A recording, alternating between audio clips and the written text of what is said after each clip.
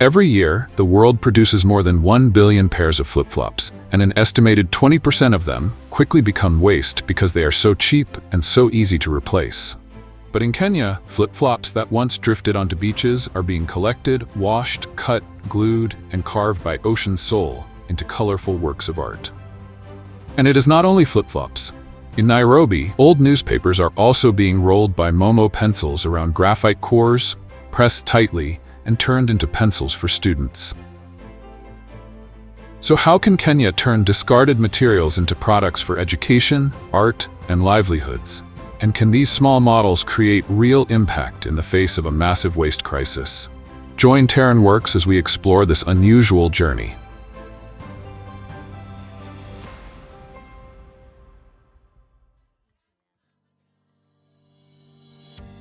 Kenya is not only an East African country known for its safari grasslands, lions, elephants, and coastlines along the Indian Ocean, but also a place facing growing pressure from waste. According to Kenya's Sustainable Waste Management Policy, the country generates about 22,000 tons of waste every day, equivalent to around 8 million tons each year, and about 40% of that waste comes from urban areas. In the capital city of Nairobi alone, around 2,000 to 2,500 tons of waste are generated every day, of which about 20% is plastic waste. What is worth noting is that not all of this waste is collected, sorted, or recycled properly. A large portion ends up in overloaded dump sites such as Dandora, which still receives about 2,000 tons of waste every day, creating major pressure on the environment, public health, and the urban system. But within this highly pressured picture, Kenya is also seeing the emergence of very creative recycling models. Here, waste is not only something that needs to be cleared away, but can also become raw material for a new production chain.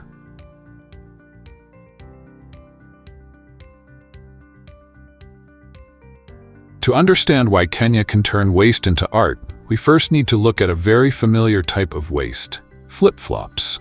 From markets in Nairobi to coastal towns such as Mombasa, this type of footwear appears almost everywhere because it is cheap, lightweight, easy to buy, easy to wash, and well-suited to the hot climate, dirt roads, sand, and mud found in many low-income communities. Globally, more than 1 billion pairs of flip-flops are produced every year. In Kenya alone, in 2024, the country imported more than 183,000 pairs under the category of rubber or plastic thong sandals, not including those produced and traded within the domestic market. Because a pair often costs around $1 or even less in local markets, when the straps break, the soles wear down, crack under the sun, or get washed away after the rain, people usually throw them away and buy a new pair. It is estimated that more than 200 million pairs of flip-flops are discarded globally each year. But because they are made from synthetic rubber, plastic, or foam materials that are difficult to decompose, they can take decades or even more than 100 years to break down. In Kenya, these flip-flops can drift from residential areas into drains, canals, and rivers, then become trapped on beaches along the Indian Ocean. And when this type of waste appears in such large quantities, one question arises: can it be pulled out of the environment and turned into something more valuable? The answer in Kenya begins with Ocean Soul.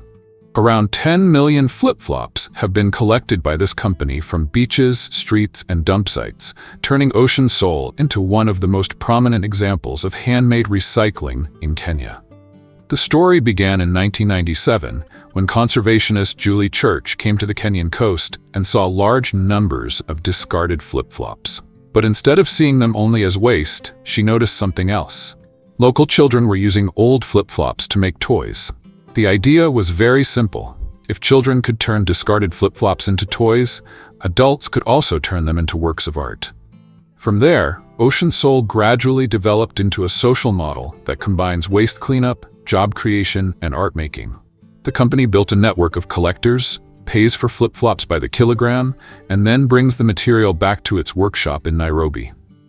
Here, things that once lay mixed with sand, mud, and seawater begin a completely different journey. They are washed, dried, cut into smaller pieces, glued into layers, and carved into shapes. Every week, collection groups can bring in about 1 ton of flip-flops, equivalent to more than 3,000 individual sandals. And this is still only a very small part of the waste drifting through the environment. Collectors often take part in weekly beach cleanup activities along the Kenyan coast. When they bring flip-flops to Ocean Soul, they are paid about 30 US cents per kilogram. This amount is not large, but it creates a very important mechanism. Waste begins to have economic value. When a discarded object can be exchanged for money, local people have more motivation to collect it, before the waves carry it farther away. After arriving at the workshop, the flip-flops are carefully washed by hand with water and detergent. Thanks to the hot climate, they usually take only about 2 to 3 hours to dry. From there, the artisans select the colors, the thickness, and the parts of the flip-flops that are suitable for each detail of the artwork. A single flip-flop is too thin to become a sculpture, so the artisans first have to build up the form before carving it. For small and medium-sized pieces, the flip-flops are cut according to templates, then glued together, layer by layer, with non-toxic glue. This step determines the initial shape of the product. To make an elephant, the artisan must first create the blocks for the body, head, ears, legs, and trunk before picking up a knife to carve. To make a whale, they have to calculate the curve of the back, the fins, the tail, and the belly. Interestingly, many artisans at Ocean Soul once worked in Kenya's traditional wood carving trade. When wood became scarcer after policies restricting logging, they transferred their old skills to a new material. The knives, cutting tools, and sanding machines are still similar, but the material is softer, more colorful, and less likely to cause splinters. The result is a sculpture with a very distinctive appearance. It feels handmade, carries modern colors, and tells an environmental story right on its own surface. Some of Ocean Soul's large artworks can take up to 3 months to complete, because almost the entire process is done by hand. You know, an elephant sculpture made from flip-flops was once given to the Pope when he visited Kenya in 2015. This shows that this recycled product has gone far beyond the scope of an ordinary souvenir. Ocean Soul often makes marine animal models such as turtles and whales to connect with the message of ocean protection. But its best-selling products are safari animals such as elephants and giraffes because they are closely associated with the image of Kenya in the eyes of international tourists. At one point, Ocean Soul also carried out a special project, making a full-size car for a car dealership in Alabama, United States. This artwork used about 4,500 flip-flops and took 3 to 4 months to complete. What is worth noting is that these artworks also have clear commercial value. On Ocean Soul's online store, elephant sculptures can range from about $26 for a small model to more than $570 for a large one, while some giraffe models can reach around $1,200 depending on size and complexity. But flip-flops are not the only type of waste in Kenya being given a new life cycle.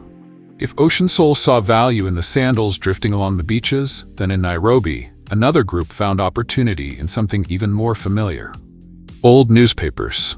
Paper makes up a very large part of the urban waste stream. Globally, the world generates more than 2 billion tons of municipal solid waste every year, with paper and cardboard being among the largest material groups after organic waste and plastic. In Nairobi alone, some studies on waste composition show that paper can account for around 11 to 12% of household urban waste.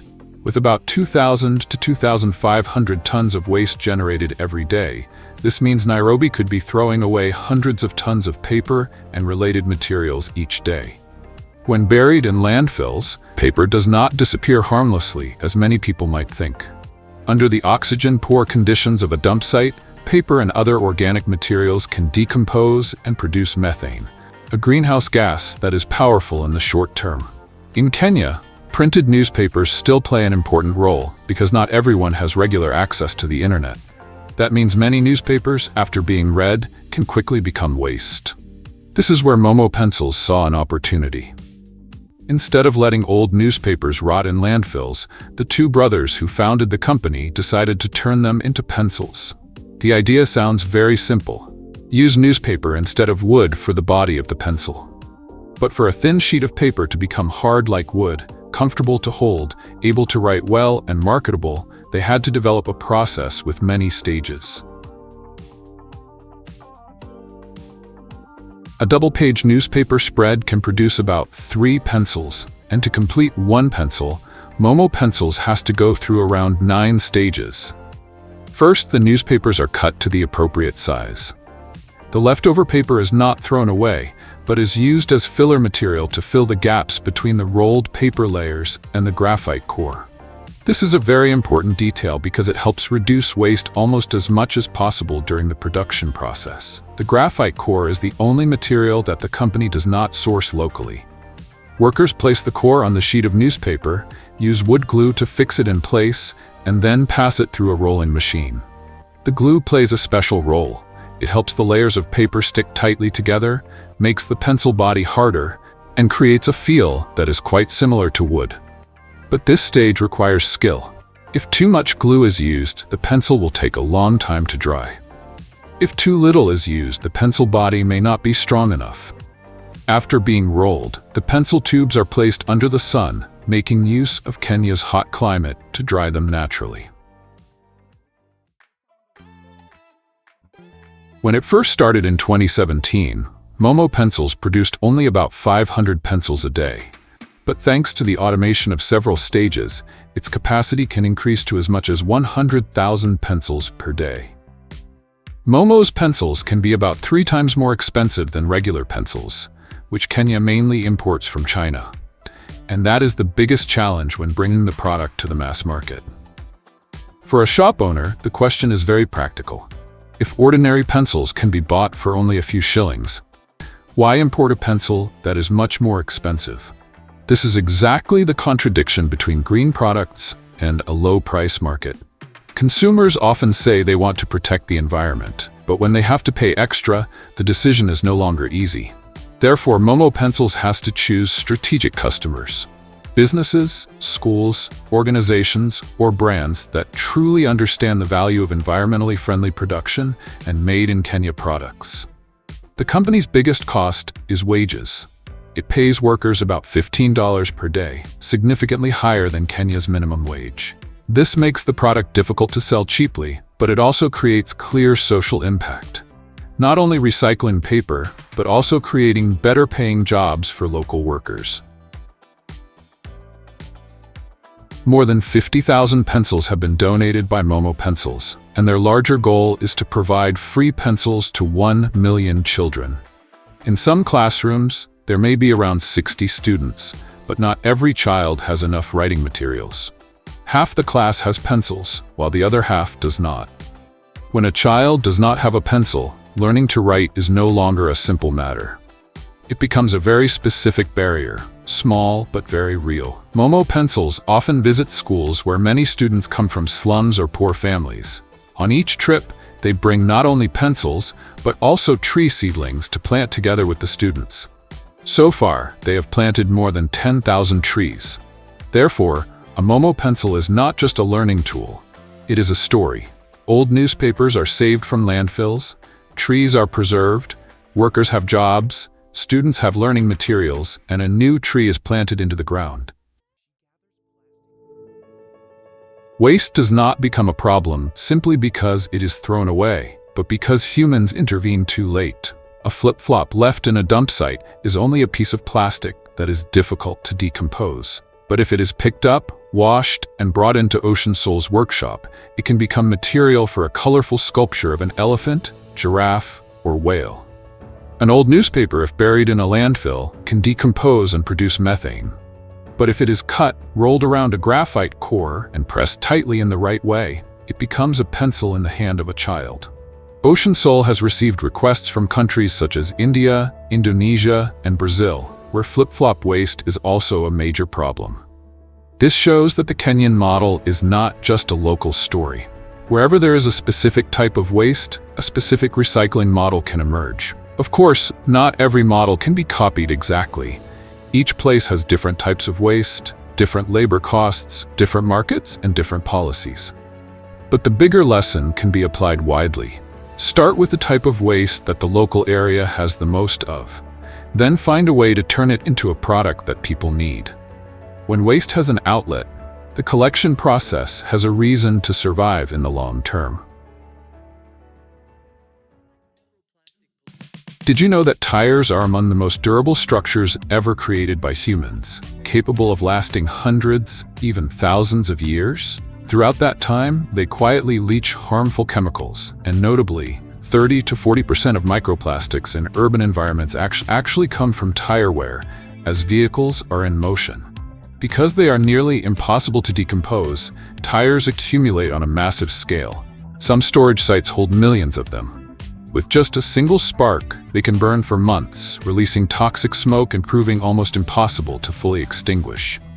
Yet hidden within this mountain of waste is a largely overlooked resource. Each tire contains about 1 to 2 kilograms of steel, along with natural rubber, synthetic rubber, and reinforcing fibers. With more than 1.5 billion tires discarded every year, that translates into millions of tons of recyclable metal, enough to supply an entire large-scale metallurgical industry. More importantly, when processed properly, tires are no longer waste. Just 1 kilometer of modern asphalt road can reuse up to 10,000 tires, while also increasing pavement lifespan by 30 to 50% and reducing traffic noise by 3 to 6 decibels. So have you ever wondered how an old tire can be reborn into the very road you travel on every day? The recycling process begins with what seems like a simple step: collection. Every day, thousands, even tens of thousands, of tires are gathered from garages, scrap yards, and maintenance centers, forming a massive stream of raw material flowing into the recycling industry. On a global scale, with more than 1.5 billion tires discarded each year, that means over 4 million tires must be collected and processed every single day, a significant logistical challenge. To optimize costs, companies deploy fixed-route transportation systems, using specialized trucks capable of carrying between 10 and 20 tons of tires per trip. Some large facilities can even handle hundreds of tons of tires per day, ensuring a steady and reliable supply of material for processing plants. This approach not only reduces operational costs, but also prevents tires from accumulating outdoors, where they can trap rainwater, breed insects, and contribute to environmental pollution. From this point on, tires officially enter the industrial chain. These familiar circular objects begin to lose their original shape, preparing for a profound transformation. One of the biggest challenges in tire recycling lies in the steel bead, the component that keeps the tire firmly attached to the rim at high speeds. But in an industrial setting, this very structure becomes a dangerous saboteur. If not removed, the steel bead can chip cutting blades, break drive shafts, and bring an entire multi-million-dollar shredding system to a halt within seconds. To address this, factories use specialized bead removal machines equipped with hydraulic hook systems capable of generating pulling forces of up to 20 to 30 tons. When a tire is fed in, the steel hook penetrates deep into the tire's edge and pulls the entire bead ring out in just 20 to 40 seconds. The force is so intense that the dense rubber body can twist and visibly deform during the process. After extraction, the steel is collected and compressed into bales weighing between 200 and 500 kilograms, then transported directly to steel mills. There, it is melted at temperatures exceeding 1,500 degrees Celsius, beginning an entirely new life cycle, from a small component inside a tire to raw material for construction steel, machinery, or even the vehicles of the future. After the steel bead is removed, the rubber cannot be sent directly for shredding. It must first go through a cleaning stage. The tires are fed into a high-pressure washing system operating at 150 to 300 bar, removing mud, oil, sand, and gravel from the surface. Once cleaned, the tires are transferred to a low-speed primary shredder, where cutting shafts rotate at just 20 to 40 revolutions per minute, but generate extremely high torque, reaching up to 200,000 to 400,000 Nm. Here, Alloy steel blades cut the tires into large pieces, measuring around 50 to 100 millimeters. The low-speed operation helps minimize heat buildup, preventing the rubber from softening and preserving its material structure for the next stages. The rubber pieces are then sent to secondary shredding and fine grinding stages, where their size is gradually reduced to 10 to 20 millimeters and then further down to just a few millimeters. During this process, high-powered magnetic systems continuously operate, recovering any remaining steel with up to 99% efficiency, ensuring a nearly pure material stream.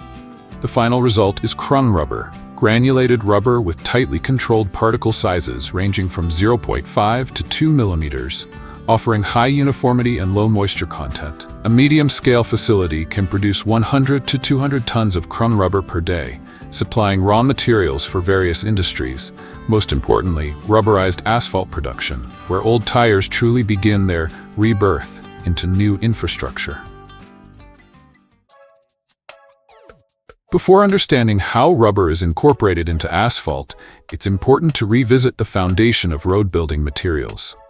In the early 20th century, tarmac, a mixture of crushed stone and coal tar, was a breakthrough compared to dirt roads, reducing dust and improving stability as motor vehicles began to emerge.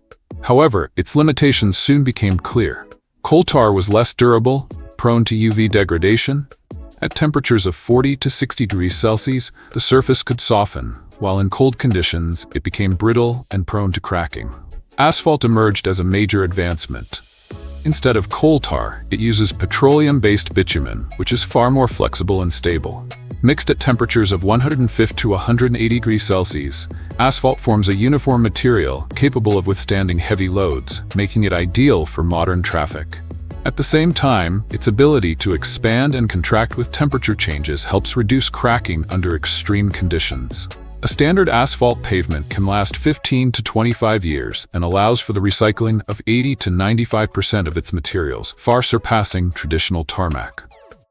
This foundation paved the way for the next step, rubberized asphalt. By adding 10 to 20% recycled rubber, asphalt gains greater elasticity, reduces cracking, and extends its lifespan by 30 to 50%, turning old tires into a key component of modern infrastructure. After being ground into fine particles, the rubber cannot be directly added into asphalt. To connect with the asphalt matrix, which is mixed at high temperatures and requires absolute stability, the rubber must undergo a critical preparation stage, drying and activation.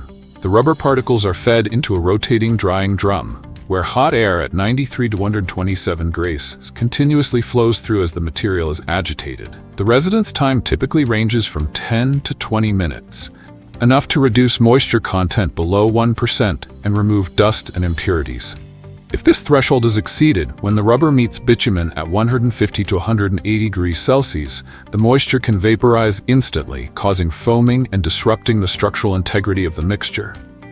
The entire process is carefully controlled using temperature and airflow sensors to prevent overheating, as exceeding 140 degrees Celsius can damage the polymer structure. This step effectively creates a bridge between recycled rubber and asphalt, laying the foundation for their integration into a new road surface. After being dried and activated, the rubber enters the most critical stage, blending with bitumen. At this point, the dry rubber particles, primed for reaction from the previous step, are fed into a mixing chamber, where bitumen is heated and stabilized at 160 to 180 degrees Celsius to reach its optimal liquid state. Rubber typically accounts for about 10 to 20% of the binder by weight, depending on the technical requirements of each type of pavement. Inside the mixing chamber, heat-resistant agitators create continuous vortex flows for 30 to 60 minutes, forcing the rubber and bitumen into intense contact. But this is not just a mechanical mixing process.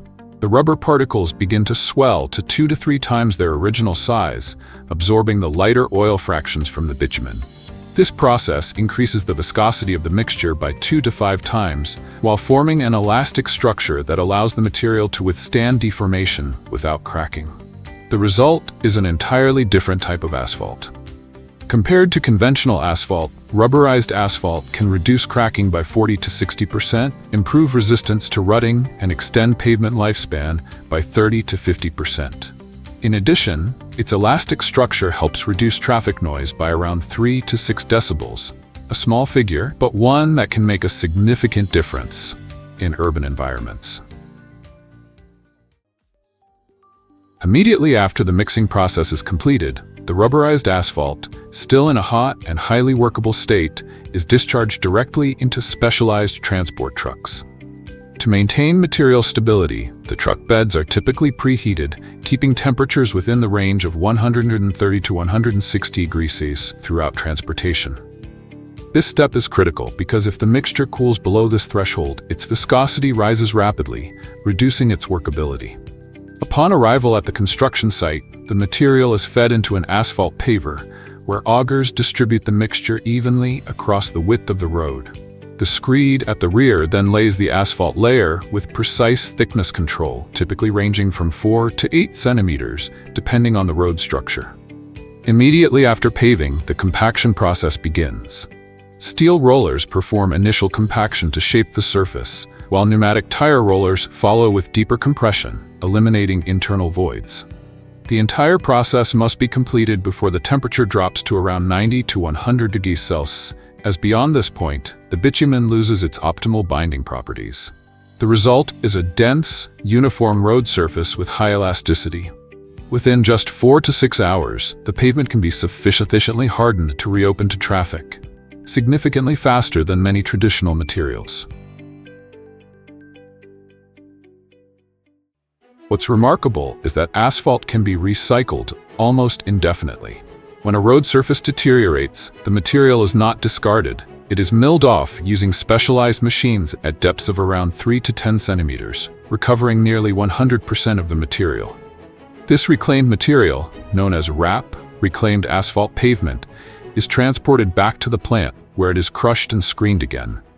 There, it can be directly reused in new mixtures at ratios of 20 to 40%, and with advanced technologies, even up to 70 to 90%, while still meeting technical standards. This means that the very road surface once created from recycled tires can continue to serve as raw material for the next generation of infrastructure. In terms of scale, a modern asphalt recycling plant can process 100 to 300 tons of material per hour, saving thousands of tons of virgin stone, sand, and bitumen each year. At the same time, this reuse can reduce CO2 emissions by 20 to 40% compared to producing entirely new asphalt, a significant figure in an industry known for high energy consumption.